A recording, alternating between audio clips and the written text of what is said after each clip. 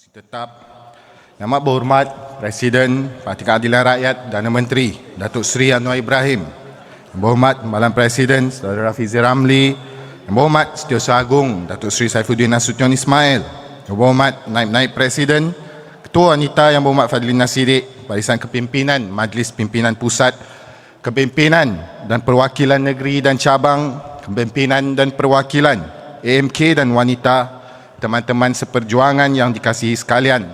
Alhamdulillah, nahmadu wa nusalli ala rasulihil karim. Alhamdulillah, dalam kesempatan ini kita panjatkan kesyukuran kehadrat ilahi atas kesempatan buat kita berhimpun dalam satu semangat sebagai pendokong kepada wadah perjuangan reformasi dan keadilan. Kepada seluruh perwakilan dan pemerhati dari utara hingga ke selatan, dari timur sampai ke barat, terima kasih atas komitmen dan semangat berterusan yang telah pun kita zahirkan sepanjang kongres ini dilaksanakan. Mesti tetap teman-teman perwakilan, kain sutera dari China, dikait tukang dari Belanda, dulu sengsara lagi dihina, kini dijulang jadi memanda. Buah kemiri dari India, buat juadah puteri Jawa. Biar tinggi di mata dunia, rakyat biasa tetap di jiwa. Ini saya kira sebuah pedoman yang boleh kita ambil daripada Perdana Menteri kita. Orangnya daripada zaman muda berjuang untuk rakyat yang paling miskin. Siapa tidak tahu dengan sejarah perjuangan oleh Presiden kita.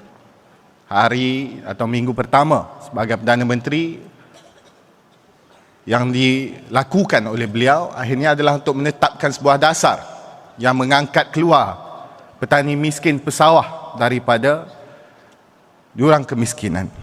Jadi itu satu bukti dan satu perkara yang harus kita hayati dalam kita memahami ke mana hendak dipandukan negara kita ini menerusi kepimpinan Perdana Menteri kita.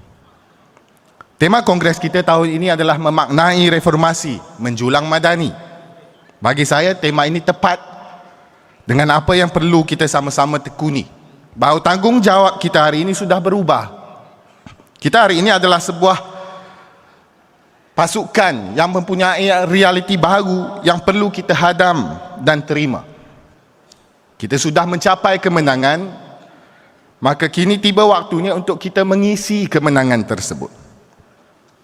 Sejak awal tertubuhnya keadilan, semangat reformasi itu menjadi pengikat buat perjuangan kita semua.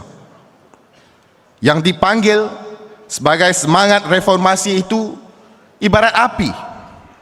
Dan api reformasi ini yang dinyalakan sejak awal dahulu tidak akan pernah terpadam. Silih berganti, sentiasa ada yang bakal meniupkan api tersebut agar kekal marak dari generasi ke generasi. Keadilan ini digerakkan oleh anggotanya yang punya cita-cita dan idealisme yang tinggi, yang punya kecekalan dan keberanian untuk berhadapan dengan apa sekali cabaran pun. Anggota keadilan bernafas dalam keinginan untuk melihat tertegaknya sebuah tanah air yang merdeka, adil dan bermaruah. Sebuah tanah air yang cukup untuk semua. Sebuah tanah air yang membela hak golongan yang tertindas dan menghukum tirani yang menindas. Hari ini kita diberi tanggungjawab untuk mengemudi negara ini. Artinya, telah tiba masa buat kita untuk menegakkan apa yang dicita-citakan tersebut. Sebagai permulaan pada jalan perjuangan kita hari ini, kita jelmakan cita-cita tersebut menerusi agenda madani. Nah, apa yang kita maksudkan dengan madani ini? Madani ini, saudara-saudari, pokok pangkalnya adalah kemajuan bukan sekadar dari segi kebendaan, namun harus juga disulam dengan nilai-nilai akhlak dalam membangunkan sebuah peradaban. Nilai utamanya adalah nilai manusiawi secara menyeluruh. Dalam Islam, faham agama dan asas akhlak Saya Nakib Alatas menggariskan 8 sifat-sifat yang harus ada sebagai asas dalam kehidupan yang berakhlak. Yang pertama, faham kebebasan dan tugas serta tanggungjawab. Yang kedua, faham ilmu. Yang ketiga, faham keihsanan. Yang keempat, faham budi pekerti yang luhur dan sempurna. Yang kelima, faham ukhuwah. Keenam, persaudaraan diri yang Islami. Yang ketujuh, faham peranan dan kelakuan serta perangai diri seseorang dan masyarakat. Dan yang ke-8, daya dan sifat yang saling membantu antara satu sama lain hingga membentuk kesatuan diri dalam kehidupan yang bermasyarakat di sesebuah negara. Nilai-nilai di atas ini telah pun kita serapkan sebagai rukun dalam agenda Malaysia Madani. Andai nilai ini difahami dan dihayati, dijadikan panduan buat masyarakat yang hidup bernegara ini, maka reformasi yang ingin kita tegakkan akan terlahir bertitik dari sebuah masyarakat yang mengislahkan diri mereka ke arah kebaikan demi kepentingan sesama ciptaan Tuhan. Andai sesebuah negara diikat dengan nilai-nilai ini, maka segala institusi, perundangan, sistem negara itu tidak akan dilihat kaku kerana ia mampu berubah menerusi penerapan nilai ihsan dan manusiawi sebagai asas utama dalam mencapai sebuah tata kelola dan urus tadbir negara yang baik. Ini cita-cita kita selama ini.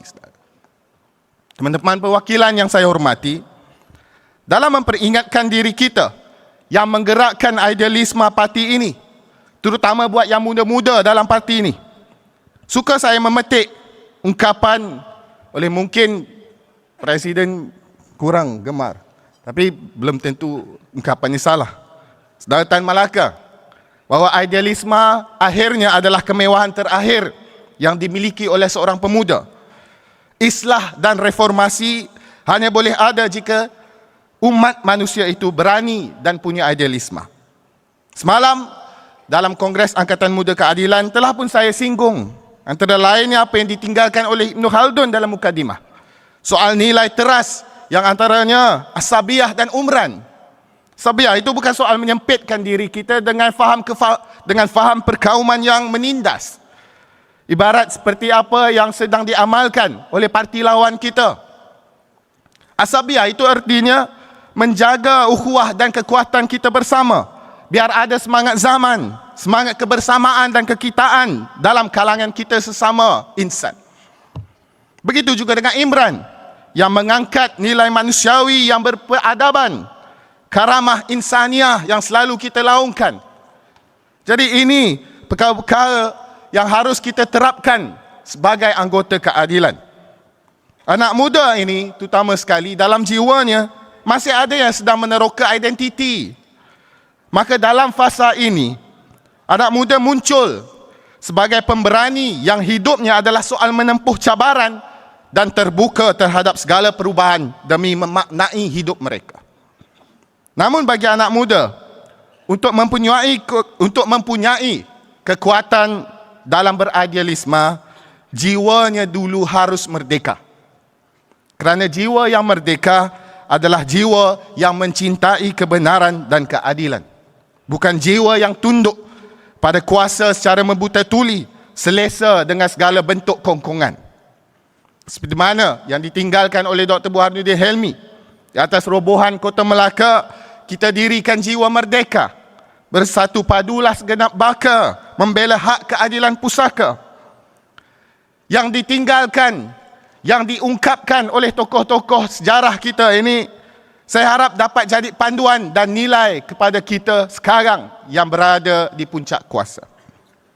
Kita harus kekal dan kuat dalam berhadapan dengan ujian yang sedang kita teroka bersama-sama ini. Ada orang yang mudah boleh diuji dengan kesusahan, boleh diuji dengan kemiskinan, boleh diuji dengan pemenjaraan, namun belum tentu kuat bila diuji dengan kemewahan, kekayaan dan kuasa.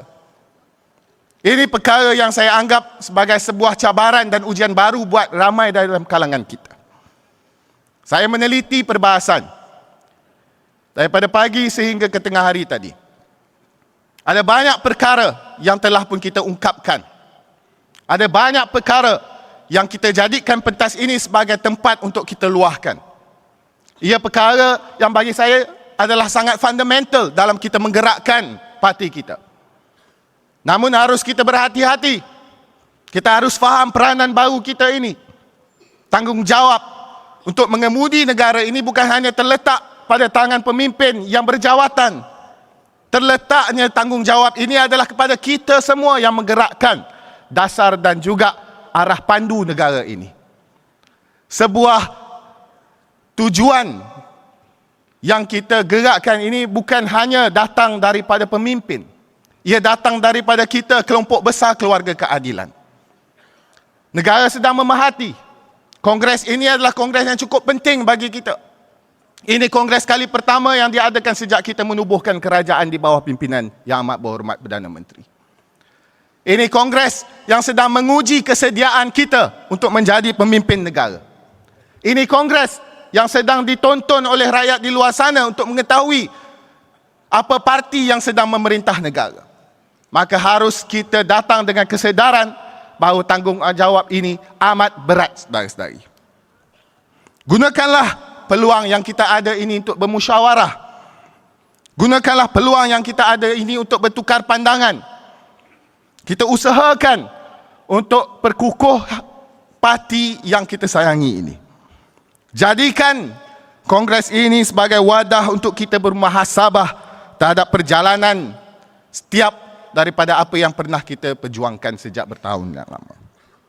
Bukan sahaja untuk kita, bukan sahaja untuk kerajaan, tetapi juga untuk rakyat di luar sana yang meletakkan harapan tinggi terhadap kita. Rakyat pernah meletak harapan ke atas kita sebagai pembangkang, maka sekarang rakyat sedang meletakkan sebuah harapan yang jauh lebih tinggi ke atas kita sebagai kerajaan. Akhir kalam, mari kita sama-sama sebagai sebuah keluarga besar keadilan menekuni, meneladani kepimpinan yang sedang ditonjolkan oleh Yang Amat Berhormat Perdana Menteri. Biar kita ini jadi contoh dan pedoman yang baik buat rakyat di luar sana. Biar orang ingat bahawa keadilan yang hari ini sedang mentadbir negara ini adalah sebuah institusi yang bakal merubah negara ke arah yang jauh lebih baik daripada semalam. Jangan kita persia-siakan perjuangan 25 tahun saudara-saudari dalam mencapai apa yang kita ada sekarang. Selamat berjuang buat semua yang hadir pada hari ini. Tahu kembali kita daripada kongres nanti, kita ada tugas yang besar dan tidak ada tugas yang berat. Angkatan Muda sudah pun menyusun semula apa yang perlu dilakukan. Kita tubuhkan apa sahaja organ yang diperlukan untuk memastikan bahawa pergerakan sayap pemuda tersebut sekurang-kurangnya dapat berfungsi sesuai dengan peranan yang hari ini dimainkan. Kita sedia untuk menongkah sebarang cabaran dan berhadapan dengan apa jua halangan yang sedang dihadapkan kepada kita. Yang penting, kita harus jaga kesepakatan kita dan kita harus kukuh bersama dengan perjuangan Parti Keadilan ini. Selamat buat semua dan terima kasih. Billahi taufik wal hidayah. Assalamualaikum warahmatullahi taala wabarakatuh. Waalaikumsalam warahmatullahi wabarakatuh.